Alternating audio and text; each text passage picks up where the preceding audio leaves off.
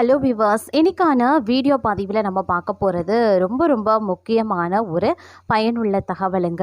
அதாவது பார்த்தோம் அப்படின்னா, இயக்குனர் இமயம் அப்படின்னு அழைக்கப்படக்கூடிய பாரதி ராஜா அவர்கள் வந்து ஜூன் 10ஆம் தேதி அன்று இயற்கை எழுதியிருந்தார். அவர் பார்த்திங்க அப்படின்னா வயது மூப்பு காரணமாகவும் உடல்நலக்குறைவு காரணமாகவும் பார்த்திங்க அப்படின்னா காலமாகியிருந்தார்.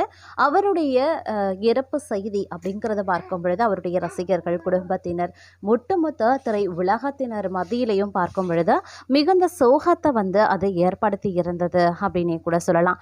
இந்த நிலையில் பார்க்கும் பொழுது அவருடைய இறுதி சடங்குல பார்க்கும் பொழுது பல்வேறு நிகழ்வுகள் வந்து நடந்தது அப்படின்னே சொல்லலாம். அதை அடுத்து பார்த்தீங்க அப்படின்னா அவருடைய இறுதி சடங்கு முடிஞ்சதற்கு பிறகும் பார்க்கும் பொழுது அவருடைய இல்லத்தில் பார்க்கும் பொழுது சில சச்சுரவுகள் வந்து இன்னும் நீங்காமல் அப்படியே இருக்கிறது அப்படின்னு நான் சொல்லணும். தற்போது பார்த்தீங்க அப்படின்னா அவருடைய வீட்டிற்கு ஒரு பெட்டி ஒன்று வந்திருக்கிறது. அதாவது பாரதி ராஜா அவர்களுடைய மனைவிக்கு பார்த்தீங்க அப்படின்னா ஒரு பெட்டி ஒன்று வந்திருக்கு.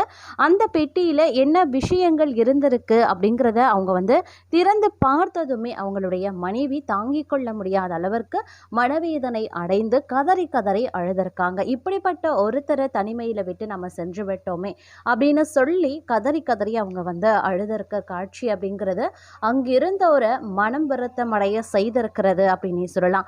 என்னதான் பாரதி ராஜா தன்னுடைய கடைசி காலகட்டங்களில் தன்னுடைய மகனினுடைய இறப்பு தாங்கிக் கொள்ள முடியாத சூழ்நிலையிலையும் யாரிடமும் பேசாம தனிமையில் இருந்தாலும் கூட குடும்பத்தினரினுடைய அந்த பற்று பாசம் அந்த உணர்வுகளுக்கு எல்லாத்திற்குமே பார்த்தீங்க அப்படின்னா அவர் வந்து சரியான ஒரு விஷயத்தை வந்து செய்திருக்காரு, ஒரு மதிப்பளித்திருக்காரு அப்படின்னே சொல்லலாம். அதிலும் பார்க்கும் பொழுது தன்னுடைய குடும்பம் தான் இல்லாவிட்டாலும் பார்க்கும் பொழுது அவங்க எந்தவித சிரமமும் இருக்கக்கூடாது அப்படின்றதுக்காகவே அவர் வந்து நிறைய விஷயங்களை வந்து செய்துவிட்டு சென்றிருக்கிறாரு அப்படின்னு தான் சொல்லணும். அந்த வகையில் தற்போது அவருடைய வீட்டிற்கு வந்திருக்கக்கூடிய அந்த பெட்டி பார்க்கும் பொழுது மிகப்பெரிய எதிர்பார்ப்பையும் மக்கள் மத்தியில் எழுப்பப்பட்டு வருகிறது அப்படின்னே சொல்லலாம். அப்படி இந்த பெட்டிக்குள்ள என்ன இருந்தது, அதை நினைச்சு எதற்காக அவங்களுடைய மனைவி கதறி அழுதாங்க அப்படிங்கிற தகவல் கசைந்திருக்கிறது.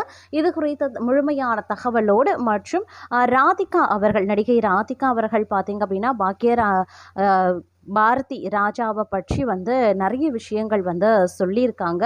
அவருடைய இறுதி சடங்குல நடிகை ராதிகா செய்த விஷயங்கள் பார்த்தோம் அப்படின்னா நிகழ்ச்சியை ஏற்படுத்தி இருந்தது அப்படின்னு தான் சொல்லணும். அதை குறித்தும் நாம் இன்னைக்கு வீடியோவில் தெரிஞ்சுக்கலாம். ஸோ இந்த பதிவு உங்களுக்கு மிக பயனுள்ள விகிதத்தில் இருக்கும். வீடியோவை ஸ்கிப் நாம கடைசி வரைக்கும் பாருங்கள். வீடியோக்குள்ளே போகிறதுக்கு முன்னாடி இது வரைக்கும் நீங்கள் நம்ம சேனலை சப்ஸ்கிரைப் பண்ணலை அப்படின்னா உடனே சப்ஸ்கிரைப் பண்ணிக்கோங்க. அப்படியே பக்கத்தில் இருக்கக்கூடிய நோட்டிஃபிகேஷனுக்கான பெல் பட்டனையும் ப்ரெஸ் பண்ணிக்கோங்க.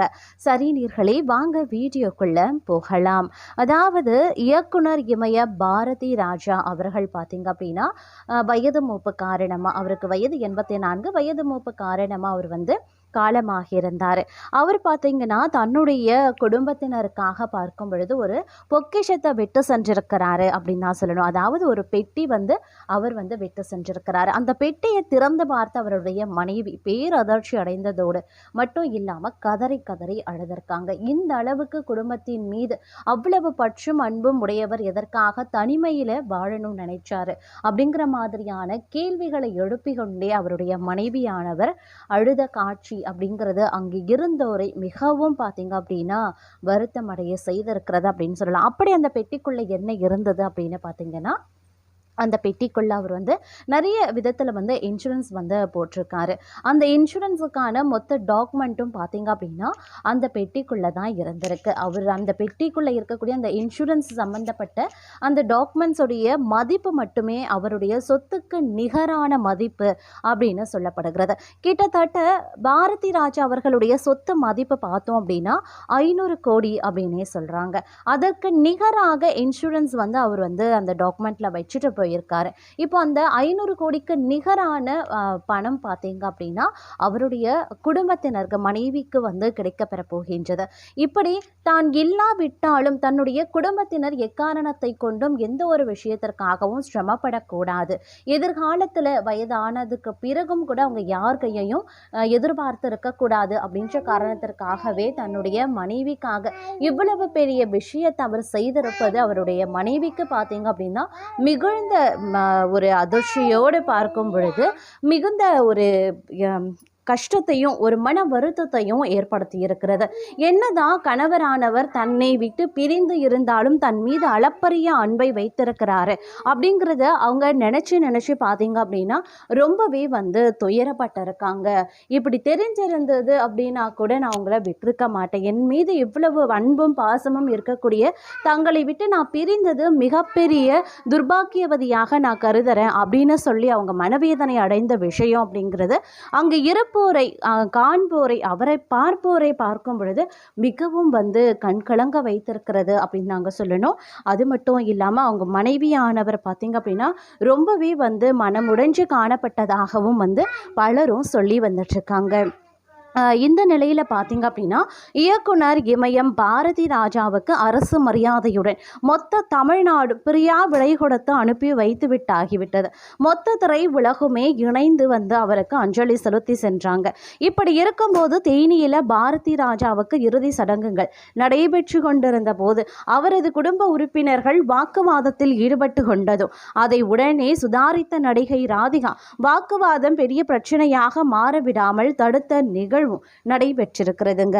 பாரதி ராஜாவின் மறைவுக்கு அவரது வயது, மூப்பு, உடல்நிலை என காரணங்கள் சொன்னாலும் கடந்த ஆண்டுல தனது மகன் மனோஜ் பாரதி ராஜாவின் திடீர் மறைவு பாரதி ராஜாவை மேலா துயரத்தில் ஆழ்த்திவிட்டது.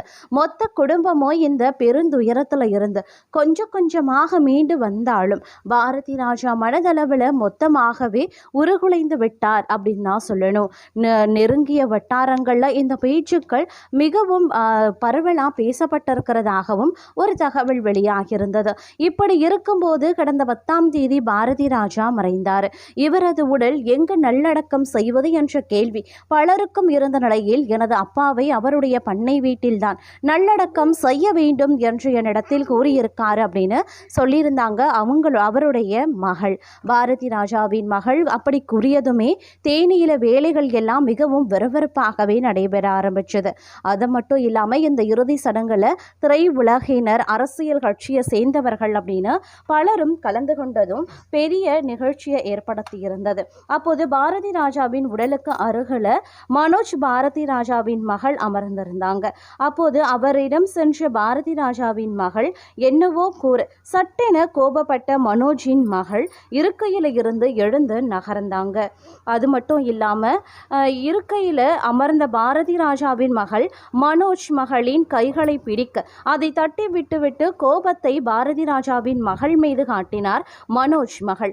இந்த சம்பவத்தை கொஞ்சம் தள்ளி இருந்து நடிகை ராதிகா சரத்குமார் கவனித்துக் கொண்டும் இருந்திருக்காங்க. உடனே அவர்கள் அருகில் சென்ற ராதிகா பாரதி ராஜாவின் மகளிடம் ஏதோ பேசி சமாதானம் செய்ய முயன்றார். மேலும் அவரை நோக்கி 2 கைகளையும் கூப்பியபடி பேசி அவர்களுக்கு இடையிலான பிரச்சனையை மேலும் வளரவிடாம தடுத்திருக்காங்க. தற்போது இந்த சம்பவம் தொடர்பான காட்சிகள் இணையதளத்துல வேகமா பரவி வந்துட்டு இருக்கு.